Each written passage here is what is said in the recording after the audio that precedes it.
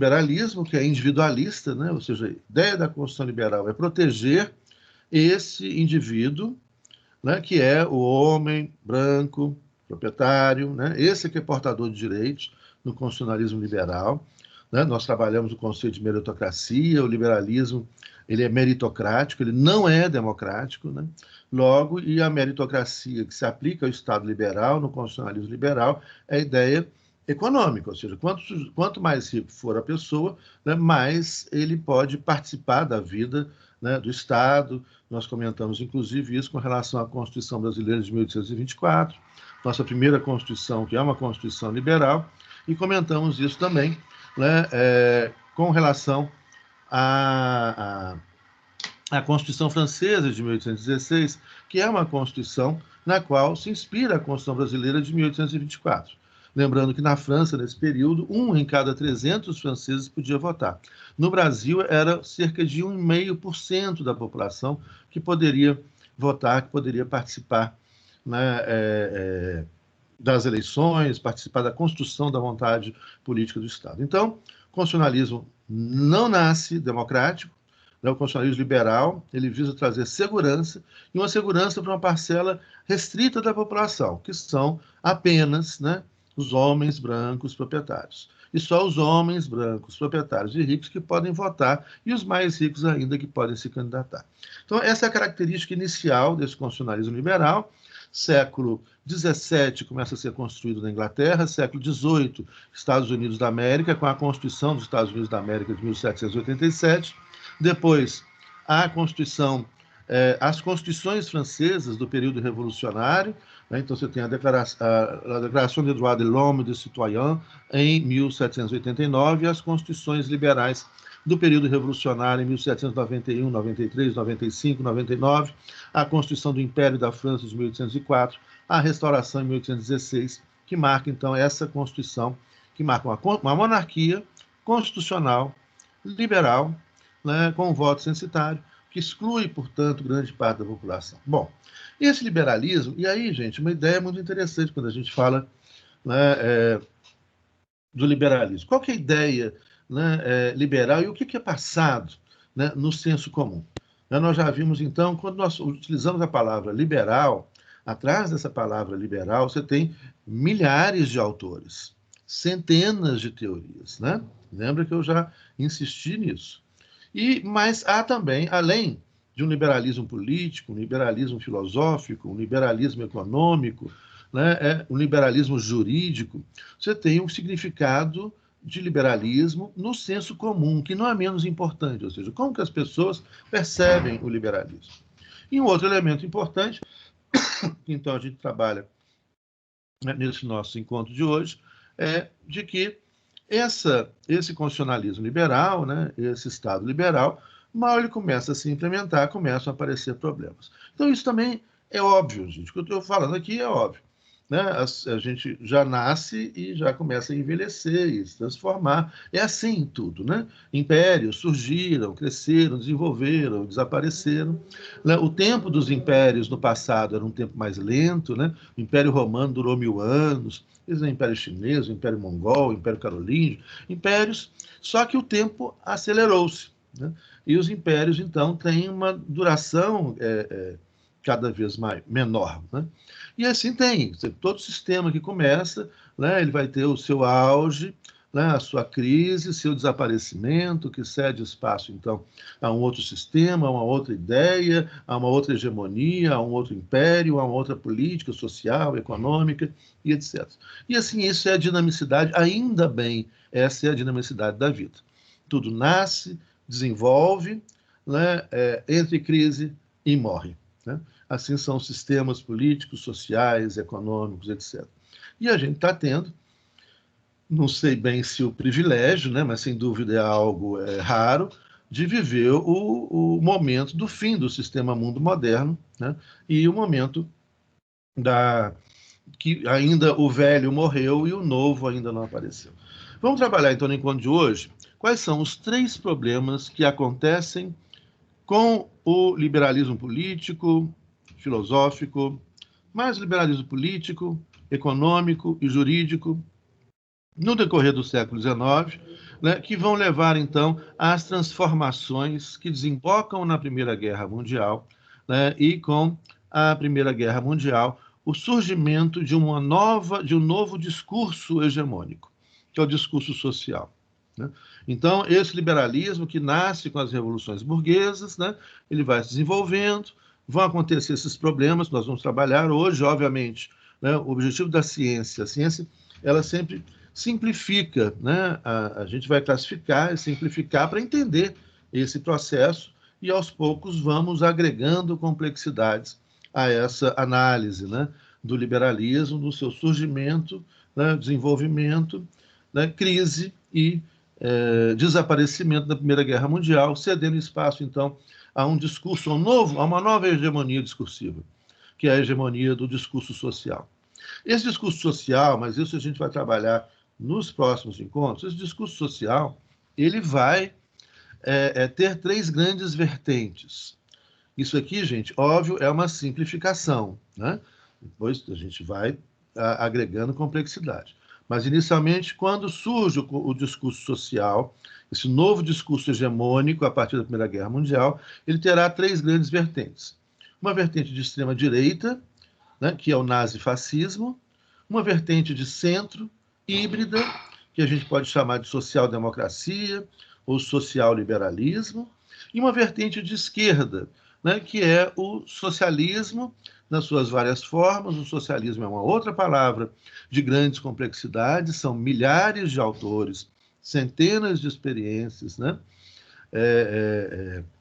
centenas de teorias, né, e dezenas de experiências práticas no chamado socialismo real, onde vão apresentar várias distorções desse socialismo real. E a gente poderia agregar ainda que no campo, né, da esquerda você teria uma gravíssima distorção de extrema esquerda, que é o stalinismo, né, que depois a gente debate isso também. Mas então vamos pegar aí, do ponto de vista macro, né, no século XIX há um confronto ou um conflito entre o capitalismo liberal e o capitalismo conservador. Desse confronto, desse conflito, né, o capitalismo conservador começa a esmagar, a comprometer o capitalismo liberal. Né? E isso vai desembocar, essas tensões geradas por esse conflito, né, vai desembocar na Primeira Guerra Mundial, onde então se torna hegemônico um discurso social. E esse discurso social terá três grandes vertentes. Uma à extrema-direita, que é o nazismo e o fascismo, uma à esquerda, que é o socialismo, e uma ao centro, né, que é a social-democracia ou o social-liberalismo. Nós vamos explicando esses conceitos aos poucos para vocês. Bom, Maria Clara, olha, interessantíssima pergunta, né? É o fim do mundo moderno ou do mundo em geral? Saberemos disso nos próximos anos. Eu acho que até 2030 a gente vai poder ter a gente vai poder arriscar uma resposta mais assertiva. Se vai acabar a humanidade, né, ou se vai apenas acabar o sistema mundo colonial moderno. O que eu torço é que nós sejamos capazes, né, de perceber a furada na qual nós embarcamos, a impossibilidade de continuar com a destruição ambiental na velocidade que nós estamos promovendo e que a gente pise no freio imediatamente e construa imediatamente outra economia, outra sociedade com outros valores, né, e deixe esse mundo velho, moderno, né, com seus conceitos, histórias, etc., ser ultrapassado. Agora, se a gente não fizer isso, aí talvez a hipótese de que acabou geral, né, ela se concretize. Mas eu acho que não, né? Nós vamos dar um jeito nisso aí. Bom, então, nós estamos aí no século XIX, e qual é o primeiro problema com o liberalismo? Veja bem, a ideia do liberalismo seria, se você tem as revoluções burguesas, essas revoluções burguesas são, então, um marco divisor de águas, né? Como a revolução é uma mudança radical na orientação da sociedade, né, na orientação no sistema econômico, político, social. É uma guinada. Olha, nós estávamos seguindo esse caminho aqui, não funcionou. Há uma insurreição, uma explosão, né? A revolução é uma explosão democrática, radical, sem controle. Então, a Revolução Inglesa, a Revolução norte-americana, essas duas foram mais controladas, mas a grande explosão, né, foi, sem dúvida, a explosão da Revolucionária Francesa. Ali você tem uma explosão de ideias, de experiências, pum, aquela coisa fora do controle, né, com muita violência, ao mesmo tempo muita criatividade, uma radicalidade democrática e, ao mesmo tempo, né, uma radicalidade de violência. Ele explode naquele momento, né, e começa, então, a construir um outro sistema jurídico, social, político e econômico. E aí vem, então, as constituições liberais, que vão instalar esse novo sistema jurídico, que vai estabelecer as regras para um novo sistema econômico, né, para um novo sistema político. Então, o jurídico, essas constituições liberais, vão estabelecer as bases para um novo sistema econômico, para um novo sistema político que se instala aí com o liberalismo e com o Estado liberal, né, o Estado constitucional liberal, a primeira forma de Estado constitucional, superando o Estado absolutista. Bom, a gente imagina, então, o que pensavam as pessoas dessa época, daquela época, é o seguinte: é como se tivesse, então, um momento onde você rompe com a lógica, né, você rompe com a lógica do absolutismo, o absolutismo, a monarquia, os privilégios de sobrenome, né? As pessoas, então, tinham privilégios por causa do seu sobrenome, assumia o poder, né? Riquezas, propriedades sem fim, por causa do seu sobrenome. Era a ideia, então, né, de um privilégio daquela casta de nobres, né? E do rei, da família do rei, etc. E o liberalismo vem com a promessa e falou: agora nós vamos romper com isso.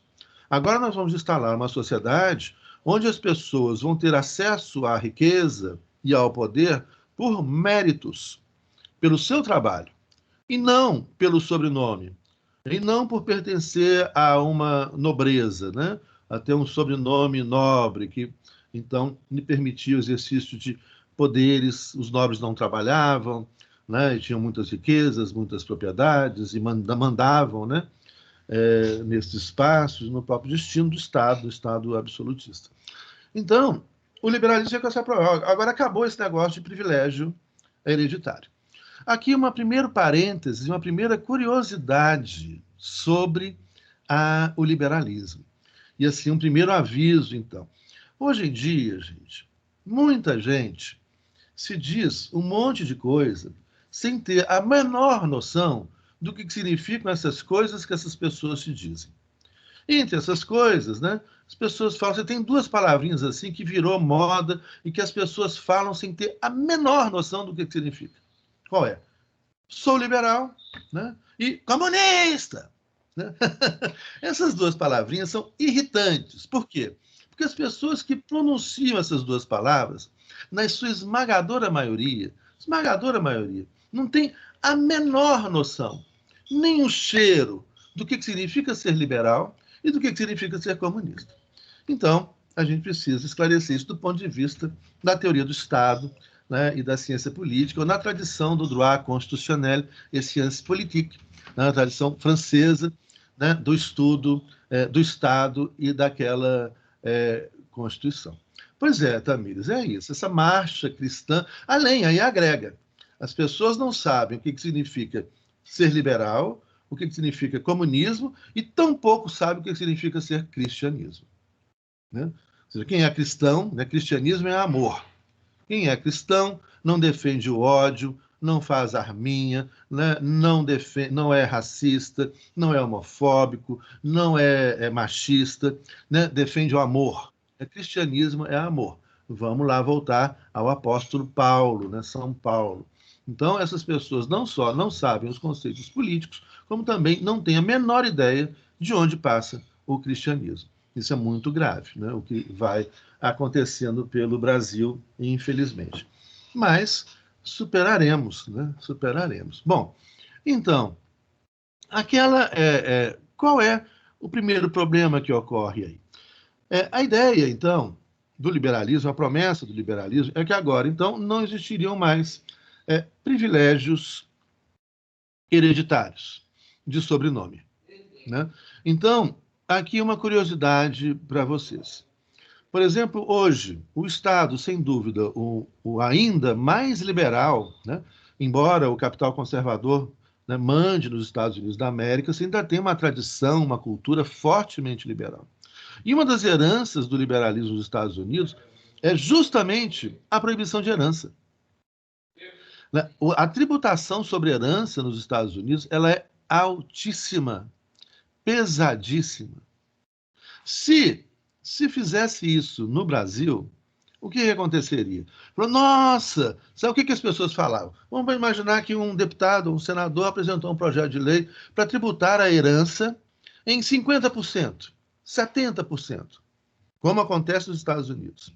Esse cara aqui ia ser chamado de comunista. Entretanto, ele não é comunista, ele é liberal. O que os liberais defendem, gente? O fim dos privilégios hereditários. Você agora vai trabalhar e construir sua riqueza com seu próprio esforço. Essa é a promessa liberal. Então, não tem esse negócio de herança, não. Né? Papai trabalhou, ganhou muito dinheiro, agora filhinho vai trabalhar e ganhar dinheiro por sua conta própria. Inclusive, isso faz parte muito da cultura norte-americana.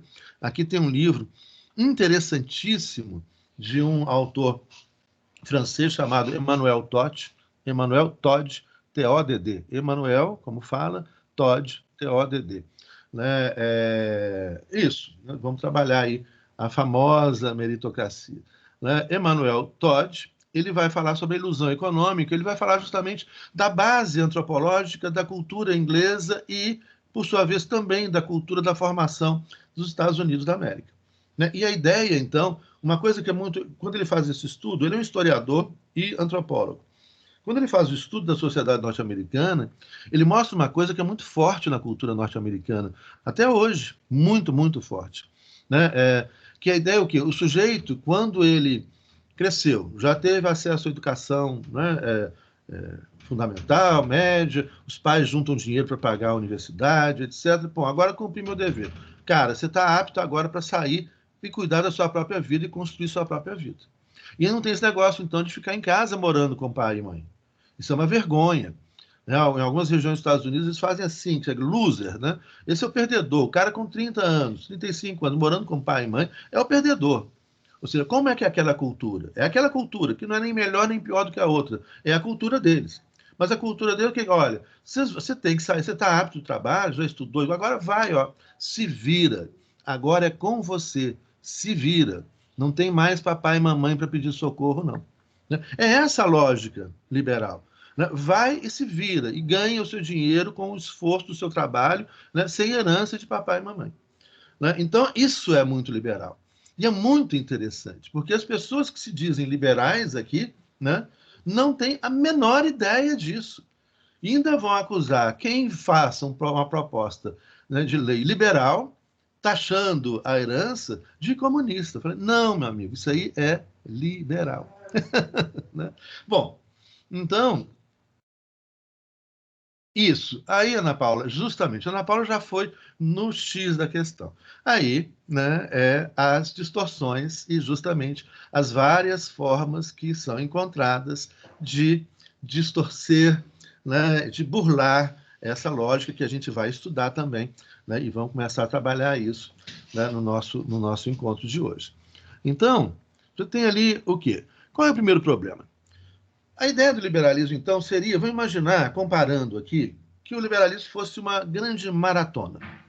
Você teve a Revolução, a ordem anterior foi revogada, né? Acabou com a nobreza, ou em muitos lugares fez acordo com a nobreza, né? Como no Reino Unido, etc. Em outros lugares acabou a nobreza, né? Se instala uma república liberal, e ali, então, agora, é como se todo mundo estivesse na linha de partida, pronto para começar a competição do livre jogo do mercado, da livre iniciativa e da livre concorrência.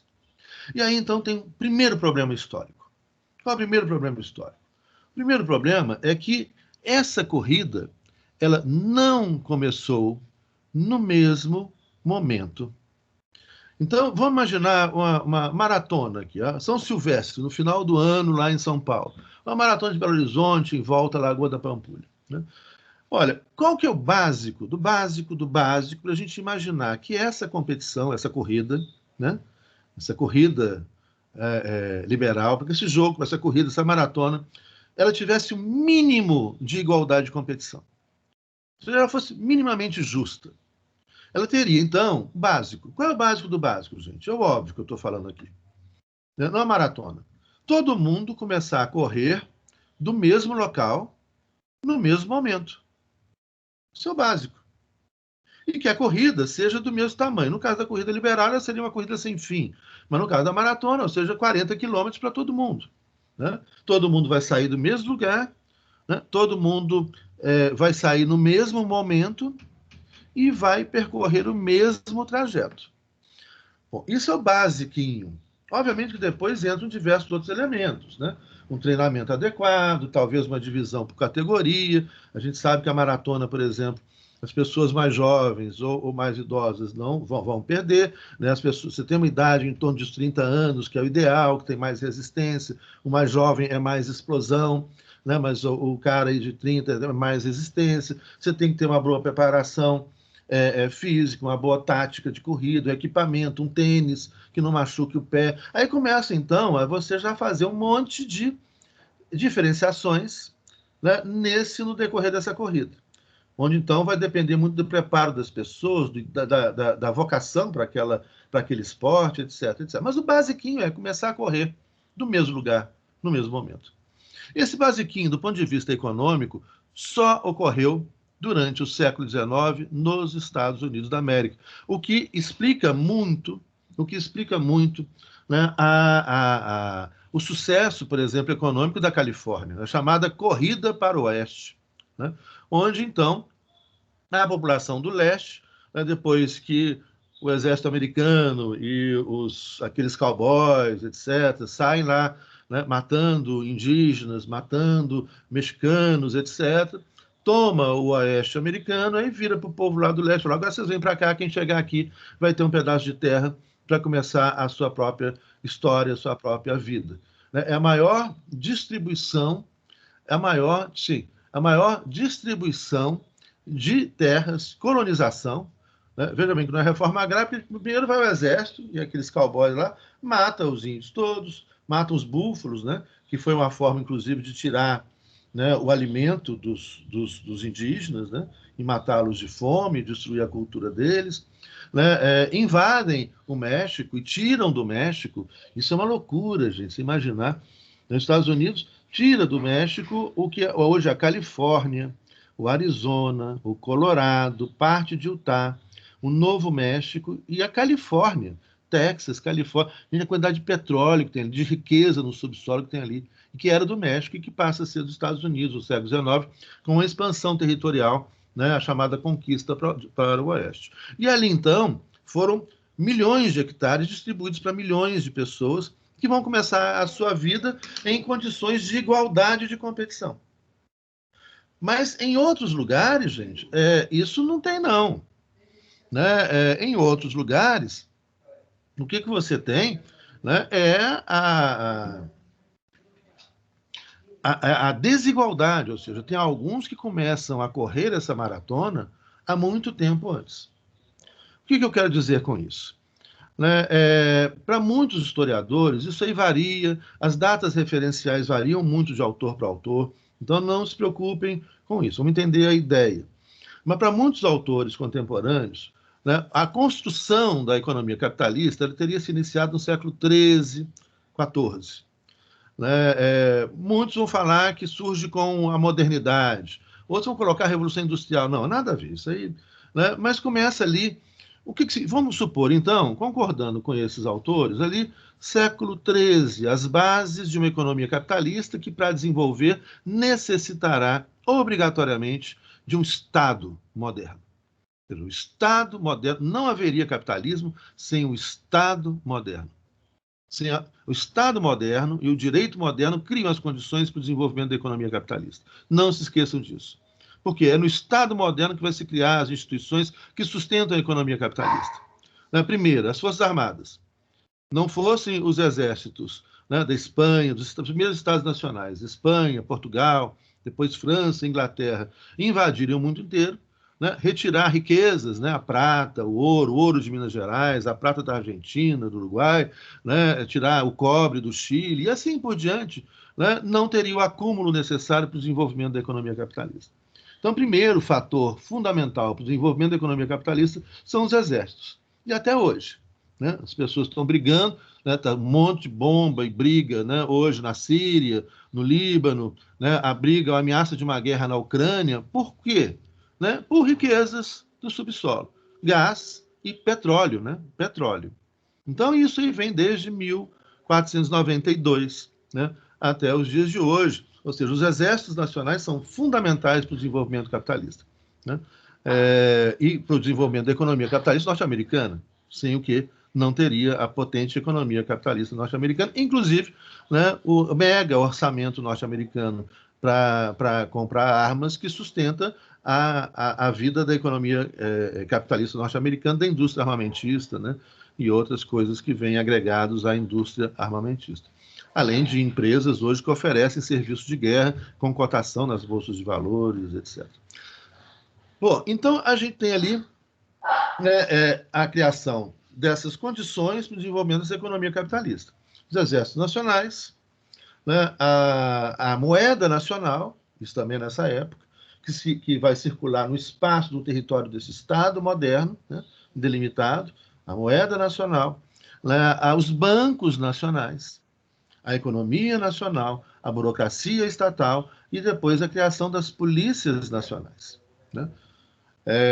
Sem essas instituições, não haveria o desenvolvimento da economia moderna, da economia capitalista, que necessita do Estado. Isso é uma outra coisa fundamental, gente. E o Estado liberal, ele é um Estado abstencionista. Ele é um Estado não intervencionista. Ele não intervém na economia, ele não exerce atividade econômica. Mas qual é a função essencial do Estado liberal? Forças Armadas, para a manutenção da soberania externa e para permitir a expansão imperial, para a acumulação, e polícia, a ordem interna e a proteção da propriedade privada. Não haveria, né? Isso é a função do Estado liberal. O Estado liberal pode ser chamado também de État gendarme, Estado-polícia. Função do Estado, então, primeira é manutenção da soberania com as Forças Armadas e a ordem interna e proteção à propriedade privada, né, por meio do poder de polícia do Estado. Né? São os bancos centrais do Estado, por exemplo, agora com a crise em 2008, quem socorreu e salvou, né, o capitalismo, né, norte-americano, japonês, da União Europeia, foi o Banco Central norte-americano, o Banco Central japonês, o Banco Central da Alemanha, né, que é da União Europeia. Não fosse o Estado. Então, veja bem, o Estado moderno ele é criado para permitir o desenvolvimento da economia moderna, da economia capitalista. Bom, e aí então vamos imaginar essa grande maratona, né? Está todo mundo ali concorrendo, saiu no mesmo momento, concorrendo para o espaço, né? Então todo mundo ali exercendo sua livre iniciativa, concorrendo para o espaço, né? A livre concorrência para vencer no mercado, né? Ganhar dinheiro, ter sucesso econômico e etc. Só que aí o primeiro problema que vem é o quê? Que esse jogo não começou igual. Alguns começaram a acumular riqueza, como eu disse, lá no século XIII. Quando começa o jogo liberal, com as constituições burguesas, século XVII e XVIII, principalmente, né? Quando começa esse jogo liberal, já tinham algumas pessoas que já estavam correndo há 300 anos, há 400 anos. Enquanto a maioria das pessoas estava na linha de partida, né, para começar esse livre jogo do mercado, essa corrida, né, a corrida para o oeste, essa corrida, né, atrás de sucesso, de riqueza, né, e de bem-estar social e econômico, para começar essa competição, alguns saíram na frente e outros estavam na linha de partida. Esse é o primeiro problema, então, fundamental, que mostra e que explica o início da crise, né, desse sistema. Nós vamos trabalhar mais dois problemas aí, mas que explica o início da crise desse sistema. O jogo não começou igual. Alguns começaram na frente. Bom, vamos imaginar, então, aqui, isso é um outro aspecto muito interessante quando a gente fala em direitos fundamentais, em direitos individuais, lembrando, mais uma vez, que o Estado liberal, nas constituições liberais, só existem os direitos individuais, relativos à vida, à liberdade individual e à propriedade privada. Não há, nas constituições liberais, referência a direitos sociais, saúde, educação, previdência. Não há, nas constituições liberais, referência a direitos econômicos, salário mínimo, regulamentação estatal da economia, políticas econômicas de repartição de riqueza, geração de emprego, não tem nada disso. O Estado não regula a atividade econômica, o Estado não exerce atividade econômica, o Estado não tem preocupação social, não há direitos trabalhistas, não há direito previdenciário, não há direito à saúde pública, não há direito à educação pública, não há direito ao transporte público, não há direito à previdência social. As constituições liberais trazem apenas referência aos direitos individuais. E não há também, tampouco, os direitos políticos, né, democráticos. Há o voto censitário apenas. Só vota quem tem poder econômico. Já discutimos isso. Então, veja bem, começou, né, esse jogo, mas o jogo começou desigual. E aí, então, vamos imaginar o seguinte. Esses direitos de liberdade, né, liberdade de expressão, liberdade de locomoção, liberdade de iniciativa, liberdade de concorrência. Uma perguntinha simples e fácil da gente imaginar. O que é necessário, gente, para que as pessoas exerçam as suas liberdades? Será que basta declarar na Constituição que as pessoas são livres para que essa liberdade ocorra? Ou também será que basta que as constituições impeçam o Estado de intervir na vida privada e nos negócios privados? O Estado, grande inimigo da liberdade para os liberais. Basta, então, impedir que o Estado intervenha na economia e nos assuntos privados para que as pessoas sejam livres? Basta, então, que a Constituição declare esses direitos individuais e proíba o Estado de intervir na economia para que eu possa exercer minha liberdade de iniciativa, minha liberdade de locomoção? Não. Óbvio que não. E o que eu estou falando aqui, gente, não é necessário, né, decorar, é entender a lógica. Né? Nós vamos pensar juntos, é entender a lógica das coisas, do sistema. Olha, para eu ter liberdade de locomoção, né, as pessoas têm mania de falar, no Brasil todo mundo é livre para ir e vir. Né? Olha, hoje no Brasil você tem 50% das pessoas com ameaça, ou seja, com insegurança alimentar. Seus 50% dos brasileiros estão ameaçados de passar fome. E 20 milhões já estão passando. Então, vou imaginar, você tem liberdade de ir e vir. Você pode sair do país, entrar no país a hora que você quiser. Aqui é um país livre. Vamos sair. Gente, o que você precisa para você sair do país e voltar do país? Né? Eu, morando em Belo Horizonte, dificilmente a gente vai sair do país e voltar para o Brasil, né, a pé. Pode até ter um sujeito muito animado aí, vá a pé até o Rio Grande do Sul, depois vá a Santana do Livramento, né, a terra do meu pai, e ali você entrou no Uruguai. Olha, saí do Brasil, fui para a fronteira com o Uruguai a pé, de Belo... Não. Ou então você precisa de quê? De dinheiro para poder comprar uma passagem, para poder viajar. E para você ter dinheiro, você tem que ter trabalho. Trabalho com remuneração justa. Porque se você ganha uma merreca de salário, não vai dar nem para pegar um ônibus direito para Nova Lima, né, aqui pertinho de Belo Horizonte, ou para Sabará. Né, quanto mais ir para o Uruguai ou para a Argentina. Né, ou quanto mais ir lá para o outro lado do mundo, né, para o Japão. Né, não vai. Ou seja, para você exercer a sua liberdade, você precisa de meios materiais para exercer a sua liberdade. É óbvio. Para exercer a minha liberdade de consciência política, eu preciso ter acesso à educação, eu preciso estudar política, ler política. Eu não sou livre e ignorante. Né? Para exercer minha liberdade de consciência religiosa, eu preciso estudar a religião. Saber o que eu conhecer, o que eu estou estudando. Né? Conhecer para poder escolher. Você escolher livremente, você tem que conhecer. Então, esses direitos são interdependentes. E aí, obviamente, para exercer minha liberdade de iniciativa, eu preciso de quê? Preciso de capital. Eu preciso de dinheiro. Logo, para que essas pessoas que estão na linha de partida, o que acontece? Olha a diferença. Aqueles que estão lá na frente já têm muito dinheiro. Eles vêm acumulando há muito tempo. Então, esses podem tranquilamente exercer sua liberdade de iniciativa. Eles já vão começar esse jogo, né, do livre mercado lá na frente, com muitas propriedades, com muita riqueza, já com indústrias, com propriedades rurais, né, vão lá, enfim. Né? Então, já começam o jogo lá na frente. Enquanto a maioria está lá no quilômetro zero, na linha de partida, tem um grupo pequenininho que está lá no quilômetro lá no quilômetro 300, lá na frente. Enquanto a maioria está começando a correr, tem alguns que já estão correndo há 300 anos. Né? Esse é um grande problema. E o problema gigante é que a maior parte dessas pessoas que estão lá no quilômetro zero não dispõem de meios para exercer sua livre iniciativa. Porque como é que elas têm capital? Não há legislação trabalhista, não há legislação de direito econômico, não há políticas de geração de emprego, de crescimento econômico, não há salário mínimo, não há garantia de trabalho. As pessoas são obrigadas a trabalhar 16 horas por dia.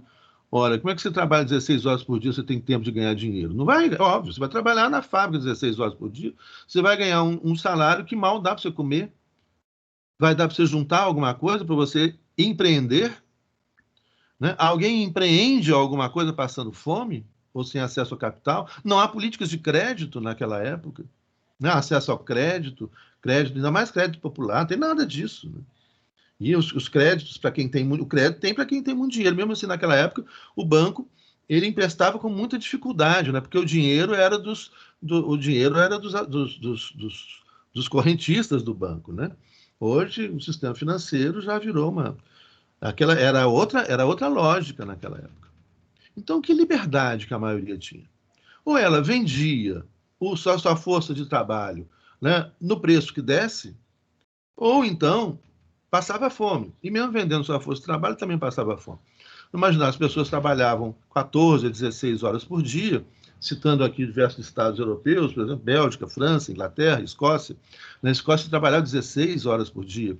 Na França, Bélgica, 13, 14 horas por dia.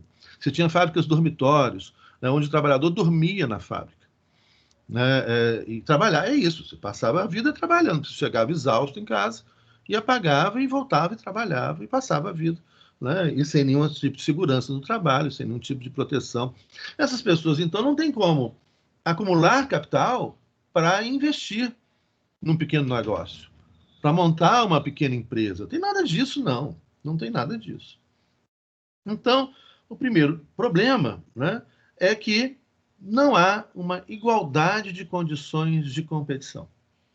Esse é o primeiro grave problema que a gente vai assistir, né, no liberalismo no século XIX. Né? Não houve condições de igualdade de competição. Qual é o segundo problema? O segundo problema, então, é uma diferenciação importante entre o que nós vamos chamar de capitalismo liberal, essa proposta, essa promessa liberal de uma sociedade onde as pessoas teriam riqueza pelo seu próprio esforço, sem herança, né? Sem sobrenome, nada disso. Essa é a grande promessa liberal. Né? Lembrando, mais uma vez, também, de que as pessoas que participavam dessa promessa liberal no século XVIII, XIX, início do século XX, são apenas os homens brancos. Tá? Não tem. Se pegar aí o grande Estado liberal, Estados Unidos, século XIX, você tem 4 milhões e meio, na época de Lincoln, né? 4 milhões e meio de pessoas afrodescendentes que não participam dessa corrida. Não podem nem sonhar em participar dessa corrida. São escravos. Então não tem nada disso aí, né, de... é todo mundo... Não, não. As mulheres também. As mulheres também não participam desse jogo da livre iniciativa. As mulheres que queriam participar, né, eram proibidas. A mulher não tinha, ela era, se lembrar isso, no Brasil até 2003, quando entra em vigor o novo Código Civil, até 2003 a mulher era legalmente inferior ao homem. Até 2003. para vários atos da vida civil, a mulher casada precisava de autorização do marido para praticar. Então, você imagina no século XIX, montar um negócio, empreender, né? Tem algumas que tentaram, fizeram, e quando faziam, faziam escondido. E as escritoras mulheres, no século XIX, no decorrer do século XX, as mulheres tinham que adotar nomes masculinos, ou então homens que assinassem a obra para elas, porque a mulher não escrevia romano, não escrevia livro. Né? E se escrevesse, ninguém comprava o livro. Óbvio, há sempre exceções, vocês vão encontrar exceções de mulheres que peitaram, que lutaram, né, e que desafiaram esse sistema e começaram a mudar esse sistema. Né? Os movimentos feministas, já desde o século XIX, né, as sufragistas no século XIX, início do século XX, né, lutando por direitos iguais das mulheres. Então, tem muita mulher que desafia isso, vai e luta, né, e vai mudando isso. Mas isso é algo que vem até muito recentemente.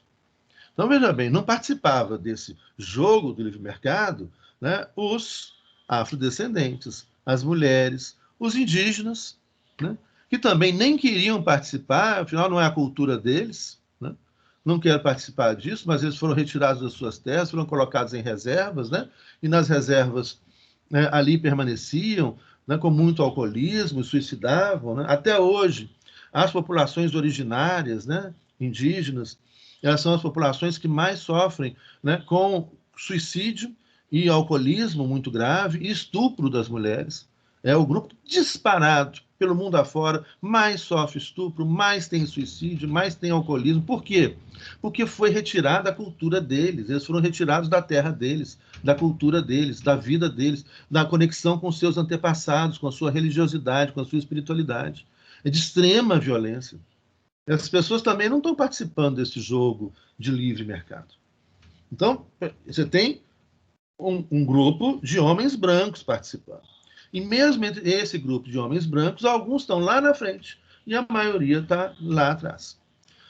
Bom, segundo problema. A segunda questão é chamada, então, do conservadorismo. O que significa isso? Aquelas pessoas, por exemplo, mesmo com todos esses problemas, desigualdade, competição, etc., existem determinados exemplos no mundo, e o principal exemplo são os Estados Unidos da América, no século XIX, onde você vai encontrar vários casos, você pode mencionar, falar, o sujeito veio de baixo, trabalhou, pum, conseguiu, né, fazer sucesso. Né? Você tem no século XIX 3 grandes motivações para as grandes fortunas. Né? A primeira, embora os liberais combatessem, né, a herança, né, você tem fraudes constantes, inclusive até hoje, com relação a essa tributação, etc. Né? Então, a herança é uma explicação. Segundo, o roubo, o sujeito rouba, e o trabalho. Né? O cara trabalha, né, investe, constrói sua empresa, produz, etc., e consegue chegar lá na frente. Então você tem um segundo problema interessantíssimo para a gente entender, inclusive o conceito de neoliberalismo na contemporaneidade. Né? Lembrando que o neoliberalismo não é liberal. O que é? Esse conceito, a ideia do surgimento de um capitalismo conservador que entra em conflito com o capitalismo liberal. Vamos então pensar que o capitalismo liberal é o capitalismo que defende uma economia democratizada, com livre iniciativa para todos, leia-se todos os homens brancos, né, com oportunidade para todo mundo, todos os homens brancos, com livre iniciativa, etc., que vão então construir com o seu esforço, com o seu trabalho, nesse jogo do livre mercado, o seu espaço no mercado, etc. Né? E os conservadores são aqueles que estão vencendo essa competição. Por qual motivo seja? Né? Olha, óbvio, gente, vamos pensar aqui. Né? Primeiro, eu lembro quando lá atrás, quando eu fiz meu mestrado, eu fiz um mestrado em área de direito econômico, depois doutorado em direito constitucional, né? E meu primeiro concurso para professor foi na área de direito econômico. E meu professor de direito econômico foi o professor Washington Peluso Albino de Souza, que foi o responsável pela introdução do direito econômico no Brasil, lá nos idos de 1970, final da década de 1960, etc. E ele falava muito, olha, a questão da economia liberal, né, era que ela foi uma teoria imaginada para anjinhos, né, de asa, né, para anjinhos, ou seja, para pessoas éticas. Lembro, né, isso aí vocês encontram no YouTube, depois eu passo o endereço para vocês no YouTube, lembro né, que, por exemplo,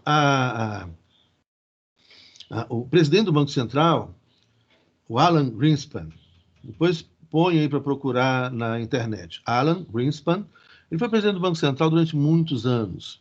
Foi do governo Bush, foi do governo Clinton, né, foi do republicano, democrata. E o Alan Greenspan tem uma declaração famosa que ele dá, assim, no auge daquele momento de desregulamentação da economia norte-americana, né? Aí a partir da década de 1980, 90, vai ampliando a desregulamentação, de novo, né? Porque ela já foi desregulamentada e volta, tem um período de regulamentação, depois volta essa desregulamentação. E o Alan Greenspan, ele faz uma declaração interessantíssima. Ele fala o seguinte, olha, é óbvio que os nossos empresários, banqueiros, são pessoas responsáveis, pessoas éticas. Eles não precisam do Estado ficar tomando conta deles. Ele falou isso. Ele falou isso. Agora, o mais legal que ele falou, e aí foi quando ele deixa de ser presidente do Banco Central. Quando ele fala, eu acreditei que nós estávamos lidando com pessoas éticas. E é onde ele reconhece, falou, olha, não dá para a gente ter esse jogo sem um Alan Greenspan, sem um juiz de linha, um juiz de rede, um bandeirinha, né? Não dá para ter sem um mínimo de regulamentação. É óbvio, e isso já se sabia no século XIX, né? Mas as pessoas fingiram que não sabiam no século XX e repetiram o mesmo erro no século XX e XXI. E tem gente que ainda insiste nessa baboseira. Seria mais ou menos, gente, já imaginar, vou pensar eu citei o vôlei, vou pensar o vôlei. Né? Vamos supor que a gente vá participar aqui, uma turma, né? Uma competição de vôlei entre os amigos, né? Final de semana, com a cervejinha, não depois do vôlei, durante o vôlei também, né? Então, aquela coisa assim, sem nenhuma preocupação maior. Aí você, né, a bola cai dentro, você fala, a bola dentro, ponto seu. Né? Você encosta na rede, fala, eu encostei na rede, ponto seu. Né? Aliás, né, o que deveria ser, né? Eu acho que deveria ser assim. Né? Uma sociedade ética. Eu acho que a gente precisa voltar a falar na necessidade de construir uma sociedade ética. Mas, né, enfim, quando esse jogo entre amigos, a gente fala, olha, ponto seu, né? Encostei na rede, ponto seu. Olha, agora foi fora, né? Ponto meu.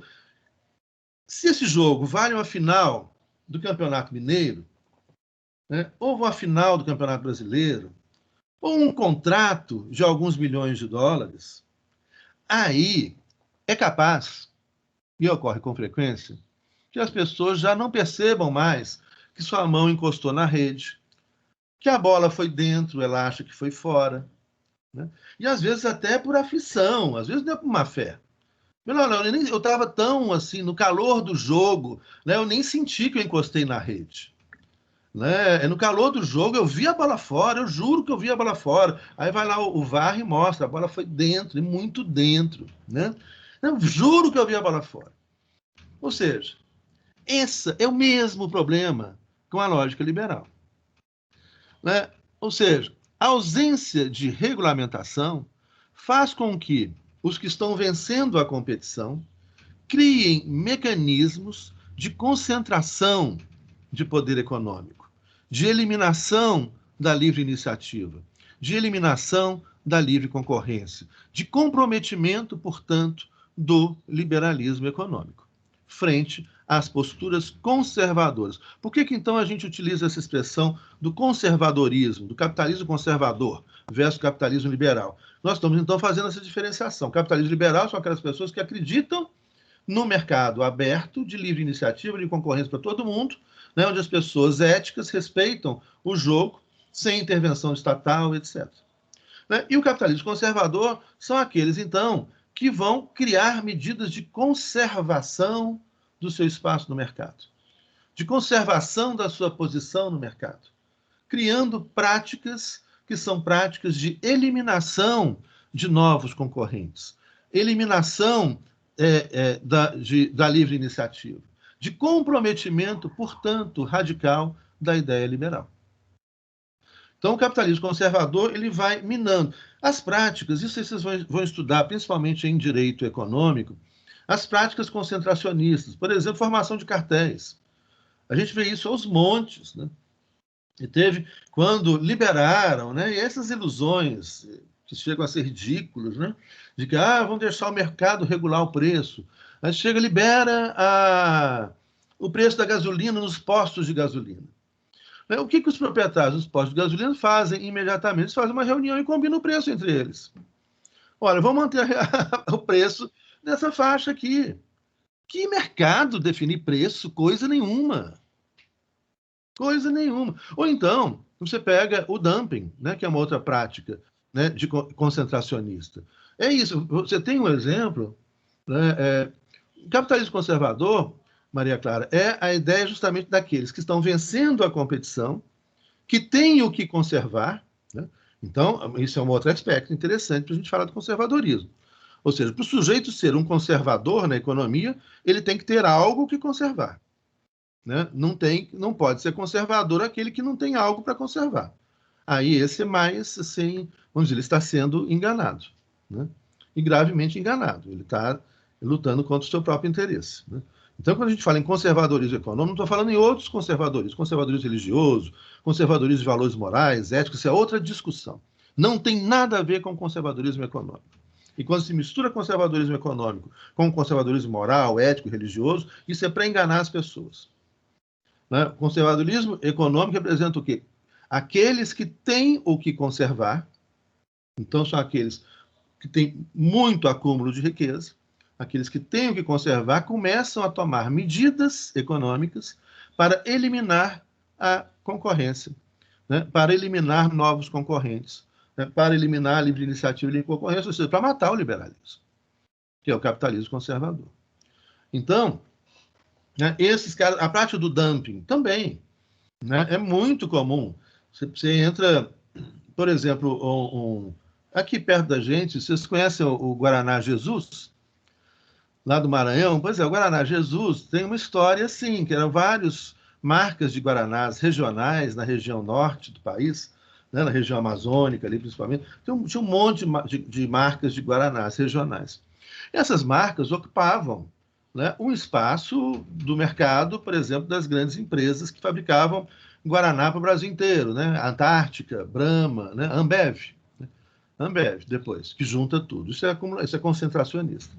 Olha, a força ou o poder econômico que a Ambev tem em relação a uma pequena fábrica de refrigerante do Maranhão ou do Pará, ou qualquer região do país, em qualquer cidade do país, né, é desproporcional. A Ambev hoje é um gigante transnacional que comprou um monte de fábricas de cerveja pela Europa inteira, né? Inclusive a Stella Artois, né, cerveja belga, né? A Coca-Cola comprou a Heineken, cerveja holandesa tradicional. Então os caras vão comprando tudo. Isso não tem nada de liberalismo. Isso não tem nada de liberalismo. Falar mais uma vez, isso não tem nada de liberalismo. Isso é conservadorismo. Você está eliminando os competidores e concentrando riqueza. E aí, então, o que acontece? Não interessa para a Ambev você imaginar, bom, mas o Guaraná Jesus, tão pequenininho, tão localizado o público dele, né? O que vai incomodar a Ambev? O que vai incomodar a Ambev é que você não pode deixar nenhum pequenininho crescer, existir, porque ele pode ir crescendo. Né? Lembra aquela fábrica de cerveja aqui, de Belo Horizonte, Nova Lima, que foi fechada, né, porque teve aquele vazamento lá que levou as pessoas à morte, etc. Eu não duvidaria, óbvio, que não estou afirmando nada, não tenho conhecimento, não tenho prova de nada, não estou afirmando nada, não estou afirmando nada. Mas a esse tipo de prática pode ser, em outras circunstâncias, por exemplo, espionagem industrial para destruir uma empresa que estava crescendo e começava a ameaçar. Né? A Belo Horizontina ia assumir o Carnaval de Belo Horizonte no lugar da escola, no lugar da Ambev. Não estou falando que foi, não. Né? A polícia está apurando, apurou, parece que não encontrou nada. Mas, assim, eu estou falando que isso existe. Né? Pode não ter sido esse caso, mas isso existe. E que é justamente essa coisa da competição desleal. Né? Ou então você entra no mercado, ali, aquele sujeito está fabricando uísque agora, gin, fabricando cerveja, né? Eu sou a Ambev toda poderosa, chego lá no mercado e começo a vender meu produto abaixo do preço de custo. Né? Aqui dando um exemplo simples, né, basiquinho de dumping. né, eu começo a vender abaixo do preço de custo. Olha, eu não vou ter lucro, mas para mim, isso ali, para a Ambev, para mim não, para a Ambev, isso aí não significa nada. Ela pode manter aquele mercado específico para destruir aquele Guaraná específico o tempo que ela quiser, que não vai contar nada. O que ela não pode permitir é que comecem a aparecer competidores que ameacem no futuro a sua posição. Né? Então, o que ela vai fazer? Ela vai começar a vender abaixo do custo e vai obrigar esse outro que produz, né, aquele mesmo bem, né, se ele permanece vendendo no mesmo preço, as pessoas falam, não, mas aquele outro Guaraná ali está muito mais barato, eu vou comprar aquele outro, não vou comprar mais esse aqui. Alguns vão manter só de curiosidade, ou porque gostam da marca, mas a maioria, não, aquele Guaraná lá está mais barato, eu vou comprar aquele Guaraná lá. E se o cara da fábrica pequena abaixar o preço, abaixo do preço de custo, ele não tem lucro. E ele não resiste, porque ele não tem um capital gigante que a Ambev tem. Então, ou ele fecha, ou ele fecha. Né? O que faz muitas vezes, né, o cara vem desesperado, querendo vender a sua fábrica, a sua pequena indústria, etc. E aí, então, o outro compra a preço de banana, compra e fecha. Não interessa manter aberto. No caso do Guaraná Jesus, que é da Coca-Cola agora, a Coca-Cola comprou e teve que manter aberto porque tem uma decisão judicial, com base num processo proposto pelo Ministério Público do Estado do Maranhão para manter a marca viva, que era uma marca tradicional, antiga, etc. E o judiciário decidiu, né, a Coca-Cola comprou, mas teve que manter a marca viva. Então ela ainda fabrica regionalmente para um público muito pequeno. Mas o que ela teria feito em qualquer outra circunstância, teria fechado. Ou seja, então, em outras palavras, né, o segundo problema que vai acontecer é que essas pessoas que estão vencendo, né, a competição começam, então, a criar mecanismos de eliminação da livre iniciativa e da livre concorrência. Há, portanto, um confronto entre o capitalismo liberal e o capitalismo conservador, onde o capitalismo conservador vai, aos poucos, abocanhando, né, o capitalismo liberal. A gente podia aí dar vários outros exemplos, com certeza já veio à cabeça de vocês vários outros exemplos. Né? A questão, eu já até comentei em encontros anteriores, a gente falando, né, por exemplo, dos hipermercados, né, etc., que vão chegando, né, nas cidades pequenas, ou mesmo nas grandes cidades, às vezes em bairros que ainda mantêm aquele comércio, né, local. Então tem aquela padaria pequenininha da esquina, tem a mercearia pequenininha, né, tem o açougueiro lá, porque aí chega um hipermercado com tudo, né, e destrói o comércio local, destrói a livre iniciativa, destrói a livre competição, toma conta do mercado. Né? Isso não é liberalismo. Isso não é liberalismo. Isso é conservadorismo econômico. Então, aí, e isso, a Nestlé Chocolate Garoto, lá do Espírito Santo, já visitei a fábrica várias vezes, né? Que também vai engolindo tudo, vai engolindo tudo. E aí, gente, é isso que a gente já comentou. Uma questão, e aí vem a terceira questão. Né? Então, a primeira questão, essa competição começou desigual, né? Onde alguns saíram na frente dessa competição. Segundo problema, as pessoas que estavam vencendo essa competição começam a criar mecanismos de conservação do seu espaço no mercado. E elas têm força econômica para fazer isso. E começam, então, portanto, a abusar do poder econômico e de eliminar a livre concorrência e a livre iniciativa. Aí, gente, vai mais um alerta, né? Repetindo.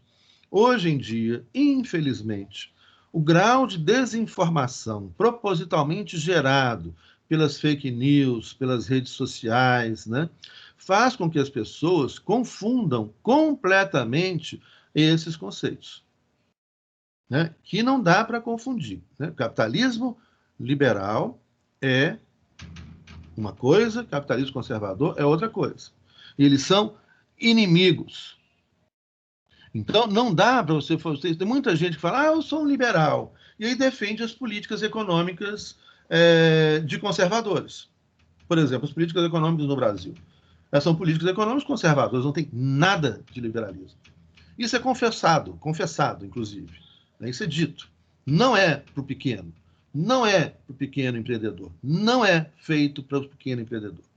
É para os banqueiros, principalmente. Então, nem capitalismo industrial do século XX é capitalismo financeiro do século XXI.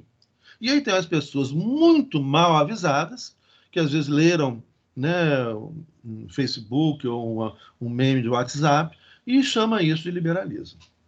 Isso não é liberalismo. E isso vai acabar de matar alguma coisa que ainda reste do liberalismo.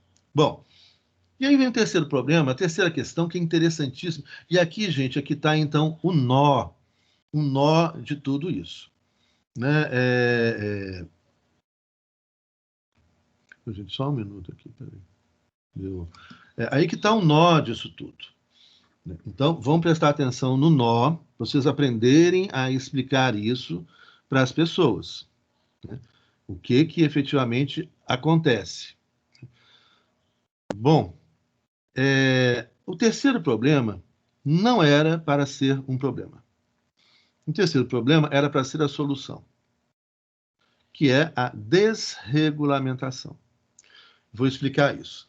Para isso, então, a gente precisa resgatar alguns pressupostos importantes, né, sobre essa questão. Primeiro, eu já falei isso, mas repito aqui brevemente para vocês lembrarem disso e aí, então, entender o que eu vou falar aqui com esse terceiro problema. As teorias, todas as teorias econômicas, jurídicas, políticas, as teorias são construídas com lugar e tempo. Ou seja, uma teoria construída para uma determinada realidade histórica, cultural, política e econômica, portanto, para um determinado lugar, uma determinada cultura, se aplicada fora do seu lugar, vai ter um resultado completamente inesperado. Às vezes, até oposto do resultado esperado. Não se esqueçam disso, gente, pelo amor de Deus. Isso é básico. Toda teoria, isso é básico, e é o óbvio do óbvio do óbvio do óbvio. Né? Lembrei da Maria Bethânia cantando aquela música lá, porque é o oco do oco do oco, né? Aquele disco dela maravilhoso. É o óbvio do óbvio do óbvio do óbvio do óbvio. Óbvio que uma teoria construída, né, para uma realidade econômica específica, para um povo, uma realidade cultural específica.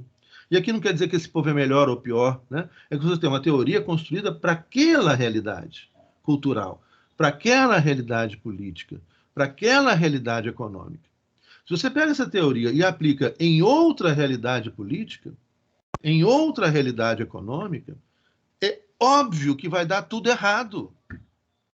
Não é necessário muito para a gente entender esse básico. É óbvio que vai dar tudo errado. É claro que vai dar tudo errado. Né? E que vai dar, ou seja, que o resultado que era esperado não vai acontecer. Então, toda teoria tem um lugar e um tempo. Se essa teoria ela é aplicada fora do seu lugar e ou fora do seu tempo, o resultado que ela vai apresentar é completamente diferente. E você tem teorias, né, que são teorias explicativas, né, no campo das ciências políticas, das ciências sociais, da sociologia, antropologia, etc.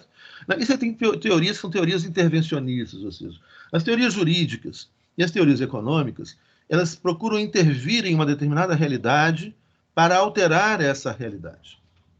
Então você tem algumas teorias que são teorias construídas para intervir naquela realidade e alterar aquela realidade. Aí o negócio piora muito ainda. Porque eu vou pegar, então, uma teoria que foi construída no século XVIII e vou aplicá-la no século XXI. Ou vou pegar uma teoria que foi construída para uma determinada realidade de um determinado país, né, como Inglaterra, e vou aplicá-la no Brasil.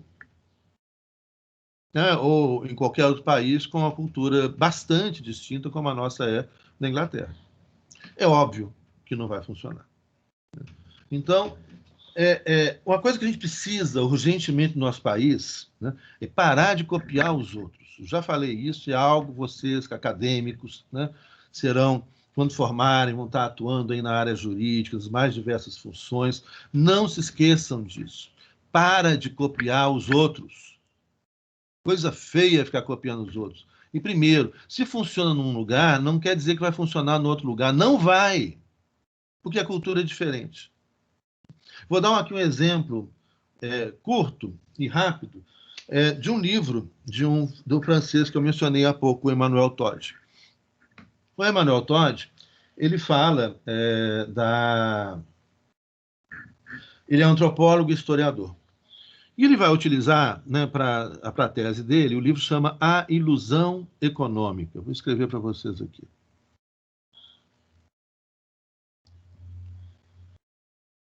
Não, Maria Clara, não. Hoje não vivemos. O liberalismo foi-se. Né? Hoje nós vivemos num Estado moderno, né, em crise. Né? Ou seja, todos os sistemas experimentados entraram em crise. Todos entraram em crise. Tá?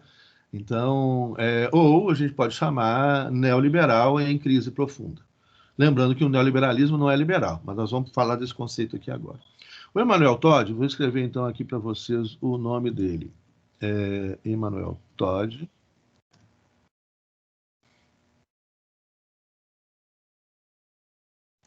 Não tem como criar uma cultura sem referência nenhuma. A Ana Paula tem. Você tem assim. Não, se você pegar referência antropológica, inclusive, né? As culturas elas são construídas. O referencial, né? A construção cultural se dá na relação daquelas pessoas, ou daquele grupo, com o ambiente. Né? Então, você tem na origem, por exemplo, diversas culturas hoje. Vamos pegar algumas culturas pelo mundo afora, né? Ela se dá, por exemplo, vamos pegar o nome das regiões francesas, lá, Bordeaux, Champagne, né? Não, a referência pode ser simplesmente a natureza, a própria vida da comunidade. Não precisa ser referência de outro de jeito nenhum. Né? Aliás, com o nascimento das culturas, não é referência do outro, não, de jeito nenhum. Né? Você começa a construção. Então, é muito a relação daquela comunidade, daquelas pessoas, com o ambiente. Né? Então, você tem a relação dessas pessoas com um determinado clima, com um determinado ambiente, uma vegetação, né? Um relevo específico, etc., onde as pessoas vão ali desenvolvendo uma relação, né, da vida dessas pessoas, desse grupo, pode ser grupos nômades ou grupos que se estabeleceram em determinados lugares, que tem como referência, então, o tipo de plantas ou plantações, né, que podem ser desenvolvidos naquela região, e a partir daí vai criando a cultura. Por exemplo, você pega regiões francesas que têm um nome, uma referência da sua cultura, que é uma referência da integração da construção daquela comunidade com aquele ambiente. Por exemplo, a região de Bordeaux. O que a região de Bordeaux produz? Ela produz vinho Bordeaux. A região de Champagne, o que ela produz? Ela produz o vinho frisante, né, que é chamado de Champagne por causa da região. Né? A comuna de Prato, na Itália, produz o quê? Queijo. Né? A comuna de Mozzarella, na Itália, produz queijo. Né? Então, é muito da cultura que se desenvolve na relação com o ambiente, com os animais, com a vegetação, com o relevo, etc. Você vai desenvolvendo uma cultura, né? E depois na relação com outras, né? Com outros povos, os conflitos. Inicialmente, esses povos se estranham, né? Então, não copiado, né? Você pega as culturas do Mediterrâneo, por exemplo, cidades importantíssimas como Veneza, Gênova. Você pega ali Barcelona, né? O idioma falado em Barcelona, o catalão, é uma mistura de vários outros idiomas daquela região, com origem latina, por causa do Império Romano. Então, é esse contato, não é cópia, não.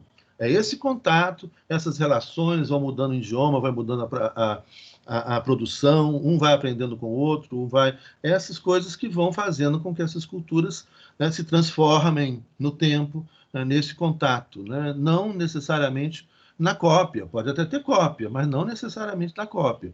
Marco Polo, por exemplo, esteve na China e trouxe o macarrão da China para a Itália. Né? Mas, sem dúvida, o macarrão italiano é muito diferente do macarrão chinês hoje. Eu gosto dos dois, né? Mas é muito diferente, assim como Marco Polo esteve na China e trouxe a pólvora. Só que os chineses usavam pólvora para soltar fogos de artifício. E os europeus começaram a usar a pólvora para matar outras pessoas.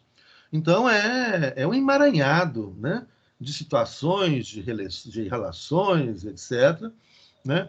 A pizza é chinesa. Não, o macarrão. É o macarrão. Isso eu tenho certeza. Agora, se a pizza é chinesa também, para mim a pizza era napolitana. Né? Mas a macarrão eu tenho certeza. O espaguete, né? O macarrão fino, eles trazem da China. Então, agora, a pizza eu nunca comi pizza chinesa. Macarrão, sim, vários. Eu amo pizza, gente. A melhor pizza que tem é a mineira e a paulista. Né? Eu adoro. Eu gosto de pizza com muita mussarela. Aquelas pizzas antigonas, assim. Nossa. Sabe Giovanni Pizzaria, que era na Contorno? Aquela pizza maravilhosa, gente. Nossa Senhora. A pizza do Brasil, sem dúvida, é a melhor. Especialmente São Paulo e Minas Gerais. Os italianos de São Paulo, os italianos de Minas Gerais são os melhores italianos. Mas, enfim, então você tem essa. Vamos voltar lá. Onde é que eu estava, gente? Nossa, a gente andou tanto. Tem que voltar lá para onde a gente estava. Me lembra aí.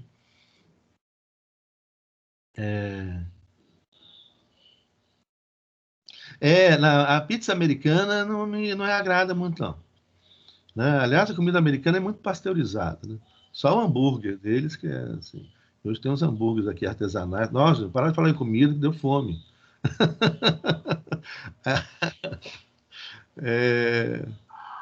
Jamais botar ketchup na pizza é a coisa mais absurda, agressiva e desrespeitosa que se pode fazer com a pizza.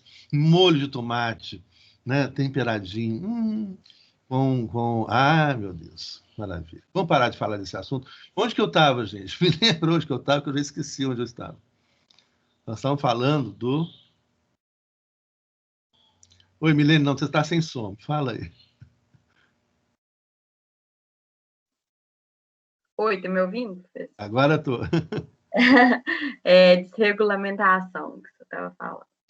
Isso. Eu não sei por que nós vamos parar Marco Polo, China. Mas, enfim, vamos voltar, né? Vamos voltar para a Terra e vamos falar da desregulamentação. Eu agora não vou lembrar por que eu comecei a falar nessas coisas, a gente foi parar tão longe assim. Mas o terceiro problema era... lembrei! Claro que as teorias são contextualizadas, é isso. Então, vamos lá. O voo na maionese, gente, aí vocês têm que me puxar de volta, não deixa eu viajar, não, que na maionese, ou no ketchup, ou na pizza, né? Não deixa eu viajar assim tanto, não. Fiquei com água na boca, vou esquentar uma pizza, tem uma pizza congelada ali. Não é a mesma coisa, né? Mas vai ter que ser. O terceiro problema é a desregulamentação. E por que não é um problema? Então é o que eu estava falando. As teorias são localizadas temporalmente e espacialmente. O liberalismo, ele foi construído, e quando os liberais imaginaram... E olha aqui, olha que coisa interessante, gente. Quando você pega um livro e lê uma palavrinha no livro, por exemplo, né, você tem algumas pessoas hoje desavisadas que chegam e vão ler um livro publicado no século XVIII, de um liberal do século XVIII, ou de um liberal do início do século XIX. E aí esse cara escreve lá, né? O Estado é inimigo da liberdade. Olha, aí esse cara achou isso lindo naquele livro, lá daquele autor lá do século XVIII, e traz para o século XXI e falou, viu, professor? Está escrito aqui, ó, o fulano falou, o Estado é inimigo da liberdade. Olha, o cara leu e não entendeu nada. Por quê? Porque para você ler uma teoria, você entender o que está escrito num livro, né, é fundamental contextualizar o livro. Primeira coisa, quem escreveu? Quando escreveu? Onde escreveu? Como era a vida desse sujeito? E qual era o lugar dele na sociedade? Só assim que a gente vai conseguir entender a teoria de alguém. E aqui o básico, né? Quando ele escreveu? Ou seja, quando esse cara, no século XVIII, escreveu que o Estado é inimigo da liberdade, qual era o Estado que ele podia conhecer no século XVIII? Vocês estão percebendo como é que é um perigo as pessoas desavisadas, e principalmente esse papo furado, assim, de sou autodidata. Não, não seja não. Seja não, que isso é uma bobajada, mas isso é uma bobajada, mas isso é uma bobajada. Então, primeiro, olha, meu amigo, lembra, esse cara escreveu no século XVIII. Então, qual era o Estado que ele conhecia? Qual era a única forma de Estado que ele podia conhecer no século XVIII? Né? Quando ele fala em Estado, então ele está falando em que tipo de Estado? O único que ele podia conhecer, o Estado absolutista. O Estado liberal estava começando a imaginar em ser construído. O Estado social nem sonhava em existir. O Estado socialista nem sonhava em existir. Portanto, eu não posso usar a fala daquele autor contra o Estado contra algo que aquele autor nem sonhava que poderia existir. Ele estava falando do Estado absolutista. Isso é muito importante. Isso faz muita diferença. Tem muita gente aí que vai. Eu li Montesquieu, né? Eu li Jean-Jacques Rousseau, um republicano. O Rousseau não era liberal, não, republicano. Ah, eu li Voltaire, Diderot, D'Alembert, né? Ah, eu li. Leu, contextualizou, né? Sabe quem eram essas pessoas, qual lugar que elas estão falando. Não é só chegar, pegar e ler, né? Como se fosse um romance. Não é pegar e ler, né? As teorias têm que ser, para serem compreendidas, têm que ser localizadas geograficamente, temporalmente. E o seu autor tem que ser compreendido, tem que ser conhecido, também geograficamente, temporalmente, socialmente, né? Na sociedade em que ele vivia. O que foi a vida dele que levou ele a escrever isso? Aí então você vai pegar, por exemplo, o Hobbes, que vai defender o Estado forte, é o grande teórico do Estado moderno. Vai defender aquele Estado mega forte. Por quê? Desde o momento que ele nasceu, até o momento que ele morreu, ele só viu conflitos, guerras e conflitos, e falou, não, precisa de um Estado para botar ordem nesse caos. E mais, de qual lugar que ele está falando também, socialmente falando. Né? Então ele não é lá o servo lá que está apanhando, não. Ele é o cara que está na elite. E que vai então querer um Estado para proteger a sua propriedade, ele da elite, a sua estabilidade e a sua paz, ele da elite, contra aquelas pessoas que estão lá lutando para comer, para morar, para trabalhar. Que, obviamente, se construísse uma teoria, iam defender uma outra teoria, que não a teoria do Hobbes. Então, toda teoria é sempre espacialmente e temporalmente localizada. O liberalismo foi construído, então, dentro de uma perspectiva onde os liberais acreditavam que e aí, então, outro ponto importantíssimo, gente. Se eles desenvolverem determinadas políticas econômicas, essas políticas gerarão determinados resultados. Vamos prestar atenção nisso aqui, que isso aqui é muito importante para a gente entender, inclusive hoje, a bagunça que as pessoas estão fazendo. Então, qual é a ideia? Vou simplificar aqui ao máximo para a gente entender a ideia de fundo, que é o que nos importa agora.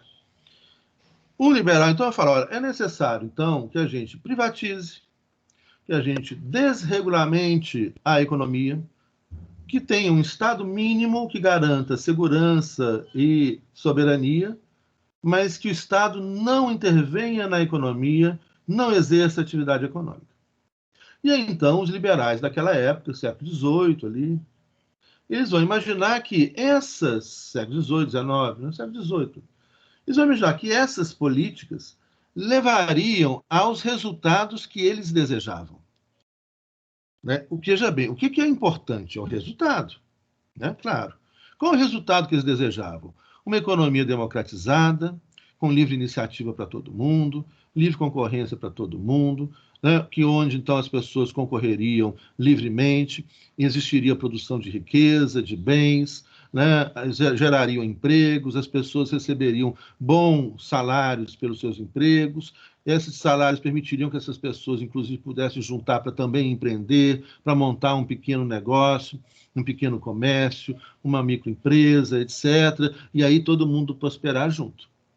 Então, o que as pessoas, com essas políticas, privatização, desregulamentação, né, Estado mínimo. Eles imaginavam que isso iria gerar, né, riqueza, distribuição de riqueza, oportunidade para todo mundo, emprego, etc, etc. Eles não imaginavam, ali no século XVIII, que no século XIX, as pessoas que estivessem usufruindo dessas políticas, vencendo a competição, iriam criar mecanismos para evitar que outras pessoas concorressem. Iriam criar mecanismos como o dumping, né, a combinação de preços, os cartéis, né, iriam criar mecanismos para eliminar, né, a livre iniciativa, a livre concorrência, etc. E o que eles vão depois, né, no século XIX, perceber é que essas políticas aqui não geraram, portanto, o resultado esperado. Gerou crescimento econômico? Gerou. Gerou oportunidade para todo mundo? Não. Porque os conservadores vão criar mecanismos para não permitir isso. Gerou livre concorrência aberta, mercado aberto, com oportunidade para todo mundo, gerando emprego, etc. Não. Porque os conservadores não vão permitir isso. Ou seja, essa política de desregulamentação, que deveria gerar liberdade, quando foi experimentada no século XIX, principalmente, em vez de levar liberdade, gerou concentração econômica. E logo, menos liberdade, menos oportunidade e mais concentração de riqueza. Então, nós temos uma questão, e aqui é uma pergunta para vocês também básica, fácil de ser respondida, e às vezes é assustador, porque as perguntas mais óbvias, às vezes, a gente leva susto e não consegue responder de primeira, mas é muito óbvio, né? Olha, se essas políticas, desregulamentação, privatização, etc., né, que deveriam gerar livre iniciativa, livre concorrência, crescimento econômico, geração de emprego, riqueza e etc., né? Se essas políticas não gerarem o resultado esperado, você muda o resultado ou você muda a política? Olha, é óbvio, né? Muda a política. O que interessa é o resultado. Óbvio, né? Eu tenho um objetivo. Qual é o meu objetivo? Eu quero uma economia que está crescendo, onde todo mundo possa estar competindo, com isso gerando oportunidade, gerando emprego, né? Gerando produtos de qualidade, parará, a riqueza do país aumentando, as pessoas tendo acesso ao emprego, tendo acesso à livre iniciativa. Olha que sonho, que maravilha. Tá? Então é isso. Eu quero isso, é isso que os liberais, né, sonhavam. Né? Só que a política que eles criaram, aplicada fora do seu tempo, e mais, né? Não é simplesmente aplicar fora do seu tempo, mas um elemento aqui óbvio, né? Que está implícito na minha fala. Né? Não é só aplicar fora do seu tempo, mas essa política, né, que conta ou que imagina, muitas vezes, uma sociedade estática. Nós não somos estáticos, ainda bem. Então, você imagina lá que as pessoas... E aí já também não é ainda bem, não. Aí é que tristeza. Você imagina, as pessoas vão concorrer, né? Elas vão ser éticas. Só que aí, quando entra a ganância, o desejo, o dinheiro, o poder, aí avacalha tudo. Né? E essa desregulamentação, no lugar de favorecer a liberdade, fez com que os espertinhos estavam vencendo, os gananciosos, os selvagens, os bárbaros, né? Os sem ética, etc., né? acumulassem e eliminassem a concorrência das outras pessoas. Né? Não só esses, né? Mas eu estou falando, olha, é como você imaginar um jogo de vôlei sem juiz de linha, sem juiz de rede. Não é que os jogadores de vôlei são todos aéticos, né, bandidos, etc. Mas é o jogo, gente. Eu tenho que vencer esse jogo. Eu não vi realmente se eu encostei na rede. Né? Para mim, a bola foi fora. Né? Assim, tem uns que são exemplares. Muitos que são exemplares. Eles levantam a mão e falam, encostei na rede. Né? Agora, muitos não fazem isso. Todos deveriam fazer isso. Encostei na rede. E talvez lá, alguns desses teóricos imaginavam que todos levantariam a mão e falaram, olha, encostei na rede, ponto seu. Só que na prática não foi isso que aconteceu. E aí a ganância é tanta, a grana é tanta, o dinheiro é tanto, que aí vai, e vai. Concentrando. E mais, essas pessoas, esses grupos começam a criar mecanismos para eliminar os concorrentes. né, para minar o liberalismo. Então, isso fez com que os liberais de verdade, nós vamos chamar esses caras, por enquanto, então, de liberais autênticos. São aqueles que continuam acreditando num mercado com oportunidade para todo mundo, de microempresas, pequenas empresas, etc., né, e que, então, são atacados e tentam se defender dos conservadores, do grande capital. O capital venceu. Se você quiser saber o final da história, é só ler o jornal todo dia, né? Eles venceram e o sinal está fechado para nós que somos jovens. Belchior, né? Os conservadores venceram, né? Os maus venceram, os maus continuam vencendo, os maus estão no poder, né? Mas nós conseguiremos ainda reverter isso. E aí a gente precisa também depois falar sobre a maldade. Mas isso é uma aula de teologia, né? Não tanto de teoria do Estado, né? Mas eles estão no poder, né? Eles nos oprimem, eles nos levam à fome, ao desemprego, à miséria, ao desespero, né? São esses conservadores que estão no poder. E o liberalismo morreu na Primeira Guerra Mundial, infelizmente. Aquela ideia linda. Então, aí você tem, olha o nó agora, olha o nó apertando. Então, os liberais vão mudar a política para tentar atingir os objetivos, que são o que importa, que é o que importa para eles. Em 1890, né, esses povos fazem sua própria história, e nós também. Né? Então, aí, esses caras, os liberais autênticos, vão fazer aprovar uma lei em 1890 nos Estados Unidos, que é chamada Lei Sherman. Vou escrever aqui para vocês. Né? A Lei Sherman, que é uma lei liberal. A 1890. E aí, então, vem o susto. Mas como, professor? Os liberais vão fazer aprovar uma lei para regulamentar a economia? Exatamente. Exatamente. Viu como é que está todo mundo embaralhando tudo na cabeça? Por quê? Porque o que interessa para os liberais é o resultado. E para que esse resultado? Com oportunidade para todo mundo, que o pequeno sobreviva, que o pequeno não seja engolido pelo grande, você tem que ter uma legislação que proíba os grandes, ou os que estão se tornando grandes, ou que proíbam os não éticos a não, né, que proíbam esses caras de abusarem do poder econômico, de combinar preços, de eliminar a concorrência, de praticar o dumping. Então, essa lei Sherman é uma lei liberal, que chama o Estado para ser juiz do jogo. Hoje, por exemplo, quem defende essa selvageria econômica, por exemplo, nos Estados Unidos, nos Estados Unidos são os dois, republicanos e democratas, mas mas os republicanos mais, né, que são mais conservadores que os democratas, embora o atual governo democrata dos Estados Unidos seja super conservador e ligado e vinculado, inclusive, à grande indústria armamentista dos Estados Unidos. Por isso que eles estão querendo guerra de qualquer jeito. Já bombardearam 3 países, estão mandando tropas lá para a Ucrânia, estão criando casos com a Rússia, estão buscando uma guerra de qualquer jeito para recuperar a economia deles. Né? E aí vem guerra por aí. Os Estados Unidos começou uma guerra a cada 3 anos, desde a sua independência, não se esqueçam disso. Virá uma guerra por agora. Tomara que não seja com a Rússia, porque aí pode acabar o norte. A gente sobra aqui, né? A gente vai ter umas nuvens de poeira como é que fala? Atômica, né? Mas o norte acaba. Né? Mas, enfim, aí, aos liberais interessa o resultado. Olha a jogada. Mas aos conservadores, aquelas políticas que eram consideradas no século XVIII de políticas liberais, eles perceberam que essas políticas foram favoráveis a eles. Presta atenção nisso. Aqui está um nó. Vocês vão desdar esse nó da cabeça de um monte de amigos de vocês que acham que são liberais e são ultraconservadores.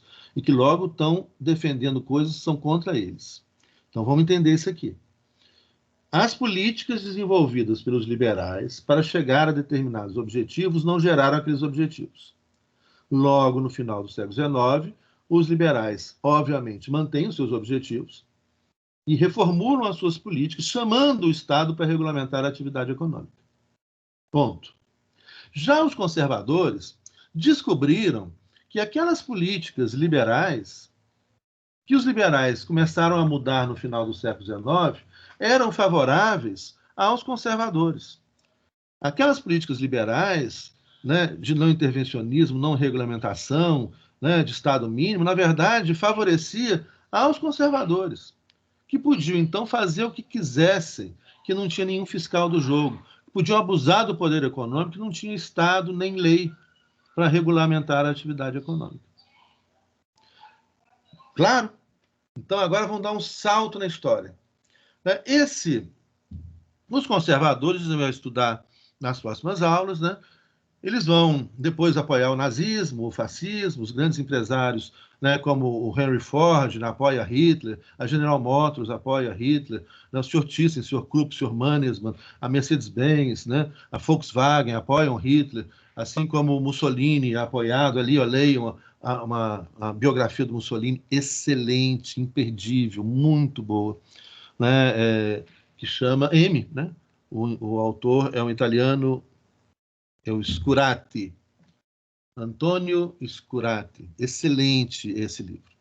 Né? É uma biografia de Mussolini e uma biografia do fascismo. Né? E explica o que é o fascismo, que a gente vai discutir também nas próximas aulas. Talvez amanhã a gente já comece a falar alguma coisa a respeito disso. Então, sim, Domenico Losurdo é outro autor fabuloso. Né? O liberalismo não nasce democrático. Né? Mas eles defendiam, e aí veja bem o que eu estou falando, eles defendiam essa economia democratizada para homens brancos. Eu estou falando, então, dessa democracia, né, econômica, né, não democracia política, mas democracia econômica, suposta democracia para homens brancos. Né? No século XIX, os negros estavam lá, eram escravizados, mais de 4 milhões de afrodescendentes escravizados. E eles não podiam participar dessa corrida liberal, não. As mulheres não podiam participar dessa corrida liberal, não. Os indígenas não podiam participar dessa corrida liberal, não. Eram só os homens brancos. Mas entre os homens brancos, você tinha os que tinham muita grana e os que não tinham grana. Os que não tinham grana são os liberais autênticos, que vão defender, falar, olha, a gente quer efetivamente o mercado aberto, etc. E os que têm muita grana, os conservadores, vão falar, não, olha, agora quem manda somos nós. Se a gente der um salto na história, vamos então passar por o quê? Crise radical do liberalismo, Primeira Guerra Mundial, os conservadores são atacados pelos liberais, pelos sociais-democratas, pelos socialistas, pelos comunistas, pelos sociais-cristãos, pelos socialistas, por todo mundo. Os conservadores são os caras que financiam Hitler e Mussolini, são os que financiam o fascismo.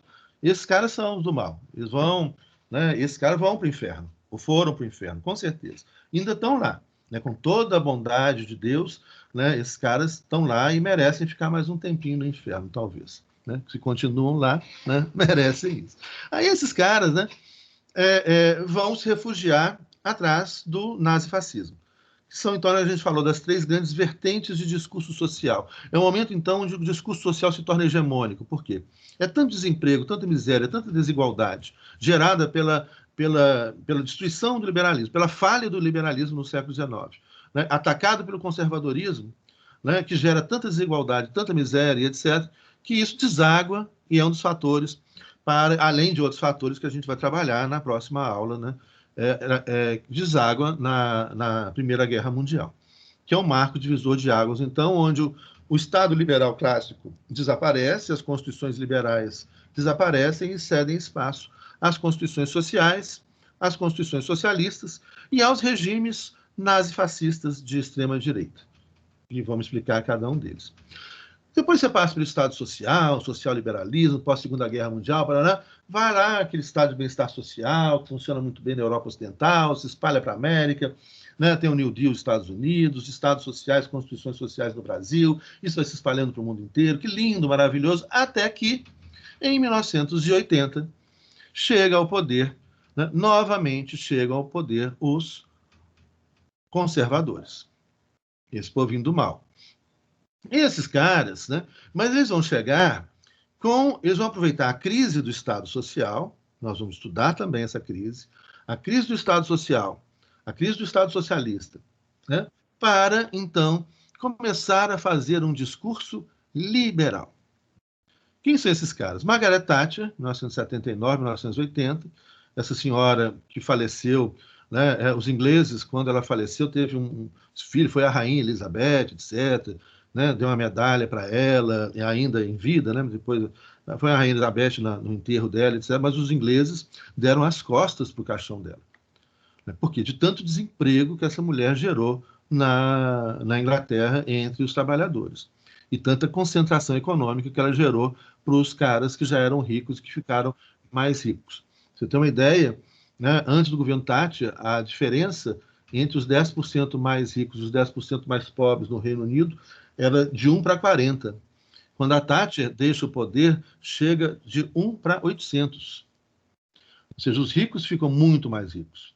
Isso continua acontecendo pelo mundo afora, né? Eu já mencionei, o país que tem a menor desigualdade, né, entre os 10% que mais ganham e os 10% que menos ganham são os estados sociais democráticos do norte da Europa, né? O socialismo democrático ou social-liberal, social-democracia, então vamos chamar nesse sentido, né? Que é a Suécia, a Noruega, a Finlândia, a Dinamarca, que são estados onde você tem ali, por exemplo, na Noruega, a diferença dos 10% que menos ganham, os 10% que mais ganham é de 1 para 4. Ou seja, os 10% que mais ganham, ganham no máximo 4 vezes mais dos 10% que menos ganham, né? E são hoje os estados que apresentam melhor índice de desenvolvimento humano, melhor índice de emprego, de bem-estar social, de estabilidade política, de democracia representativa, etc., etc., disparados, né? São esses aí da Escandinávia, os vikings. Os vikings. Os finlandeses não eram vikings, não. Os finlandeses são eslavos, né? São mais russos, mais próximos ou parentes dos russos, né? Os vikings são os suecos, noruegueses e dinamarqueses. E islandeses, né? Islândia, aquele pequenininho lá que tem 600 mil habitantes, pequenininho. Bom, então, em 1980, 79 e 80, chega ao poder na Inglaterra, nas 4 maiores economias do planeta naquela ocasião, 4 políticos ultraconservadores que vão fazer um discurso liberal. É óbvio que o discurso liberal é muito mais atrativo que o discurso conservador. Nenhum conservador vai assumir o seu discurso conservador. Então, hoje em dia até assume, porque o mundo está tão de cabeça para baixo, né, e está tão esquisito, tão louco, né, que, enfim. Mas não vai, né? A Tati não vai chegar e falar, olha, meu objetivo é fazer com que os ricos fiquem mais ricos, né, e os pobres fiquem mais pobres. É óbvio que ela não vai falar isso. É óbvio que ela não vai falar isso. Ela vai fazer um discurso liberal. Ela vai defender, e aí olha o nó, gente, que muita gente desavisada caiu nesse nó. Qual é o nó? Eles vão resgatar Helmut Kohl na Alemanha, Thatcher na Inglaterra, Nakasone no Japão, Ronald Reagan nos Estados Unidos, né? Esses ultraconservadores, eles vão fazer um discurso liberal. Mas eles vão fazer um discurso liberal do século XVIII, XIX, antes da Lei Sherman. Ou seja, tem que privatizar tudo, tem que ter um Estado mínimo, o Estado não pode regular a atividade econômica, o Estado não pode exercer a atividade econômica, tem que desregulamentar toda a economia. Olha que interessante. Eles vão fazer esse discurso liberal, entretanto, eles não são liberais. Quando eles chegam ao poder, eles vão aplicar essa política liberal. Entretanto, eles não são liberais. Vocês já entenderam o nó? Vocês já entenderam o nó. Por que eles não são liberais? Porque eles sabem que os próprios liberais do século XIX abandonaram essa política. Porque essa política favorecia aos conservadores, aos grandes empresários, e não aos pequenos. Por isso, os liberais abandonaram as políticas liberais, que, quando testadas, quando efetivadas no século XIX, levou a uma concentração econômica gigantesca. E os liberais autênticos, que queriam aquele resultado, vão falar, não, precisamos mudar a política. Aí os conservadores, muito espertos, vão falar, olha, agora nós vamos dizer que nós somos os liberais. Por quê? Porque o discurso liberal é muito mais agradável. O discurso liberal é muito mais bonitinho. O discurso conservador é horroroso. Né? Estou falando de conservadorismo econômico, não estou falando de outros conservadorismos, tá? E essa mistura entre conservadorismo econômico e conservadorismo moral, conservadorismo religioso, ela não tem nada a ver uma coisa com a outra.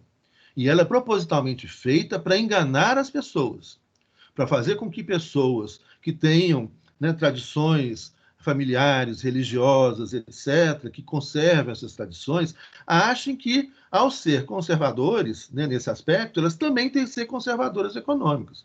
E, na verdade, elas estão defendendo interesses que são contra delas, que é o interesse desses magnatas, que, aliás, não estão nem aí para religião nenhuma, nem aí para família nenhuma, nem aí para coisa nenhuma, e nem aí para a vida de ninguém.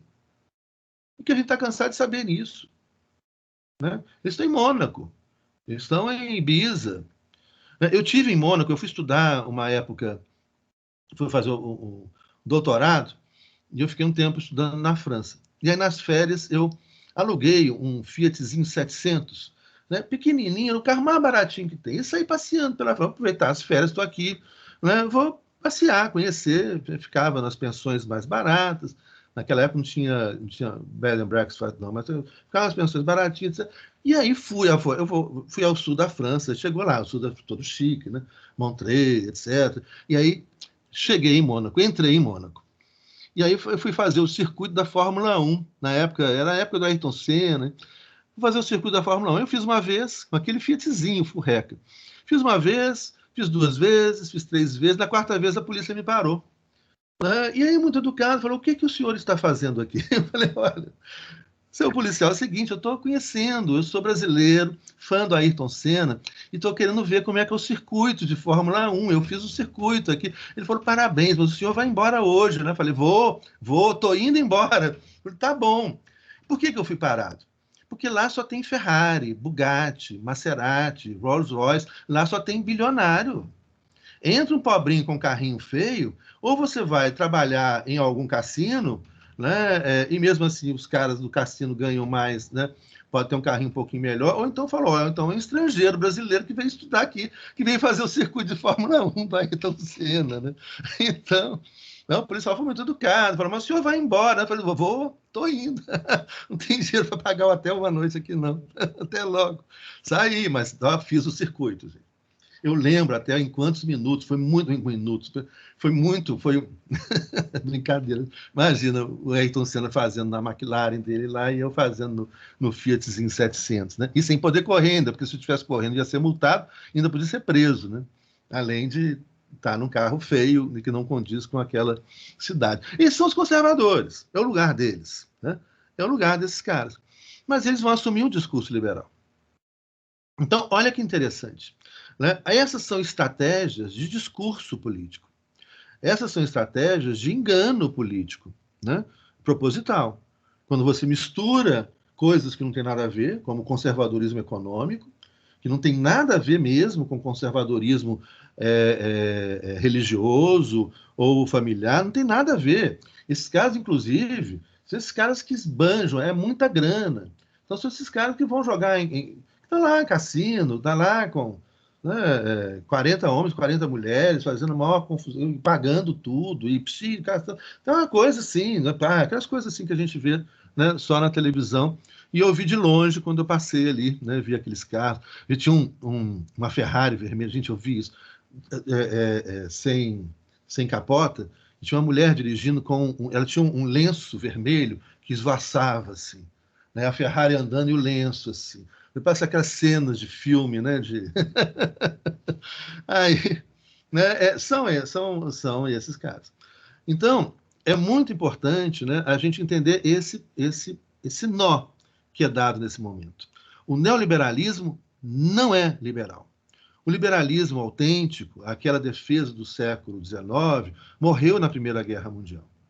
Né? O que você teve, né, como algo, por exemplo, ideias liberais que hoje ainda são muito fortes, inclusive os Estados Unidos são ideias liberais, mas é o que se chama de um social-liberalismo. Né? Ou seja, você utiliza o nome liberal, hoje, no senso comum nos Estados Unidos, né, conservador é os republicanos e parte dos democratas. Um liberal é o cara liberal, é um cara de esquerda nos Estados Unidos. Né? Não é nem o Sanders. Né? O Sanders ele é um social-democrata, né? Ele já falou que ele defende um sistema como o norueguês, que para os Estados Unidos seria assim o fim do mundo, né? Seria quase para ele seria a União Soviética ali, porque é um país com uma tradição liberal muito forte. O Sanders defende uma social-democracia ao estilo nórdico. né? Já o que se fala dos jovens norte-americanos, a maior parte, estão assim, nessa onda hoje, indo para a social-democracia, e os que são chamados de liberais, intelectuais liberais, etc., que são sociais liberais. Então, eles não têm mais aquela ilusão da possibilidade de uma economia sem regulamentação, sem Estado, sem isso, né? Enfim, as pessoas, infelizmente, né, não são éticas e que vão. Então, você tem que ter, eles defendem, inclusive, isso, você tem que ter um Estado forte que fiscalize a atividade econômica, que promova políticas de geração de emprego, né, de garantia de salário, de saúde pública, de educação pública, etc. Então, isso é um liberal de esquerda norte-americano. Né, ou, mais à esquerda, um social-democrata norte-americano, seria bem o estilo do Bernie Sanders. Né? Mas o liberalismo clássico ficou na história ali na Primeira Guerra Mundial, morto pelos conservadores. Os conservadores mataram o liberalismo, encontraram o corpo do liberalismo todo destruído, com várias balas, né? Inclusive eles tinham inalado também aquelas gás mostarda e coisa. Tadinho, estava irreconhecível o liberalismo, né, na Primeira Guerra Mundial. E aí, então, é que vão surgir as constituições sociais, e o discurso social nas três vertentes que a gente vai começar a estudar, então, a partir da aula de amanhã. Hoje nós já passamos do nosso tempo um pouco, mas não tem problema nenhum, eu estou, inclusive, devendo, né, horas que eu vou repor para vocês aí, né, mas isso a gente vai fazendo isso e, enfim. Alguma pergunta, alguma questão? Beleza? Ficou claro, gente? Eu consegui me fazer entender assim, né? Então tá bom. Então, gente, grande abraço, até amanhã. Boa noite. Bom demais revê-los. Até mais, Milene. Tchau, professor. Boa noite. Tchau, boa noite.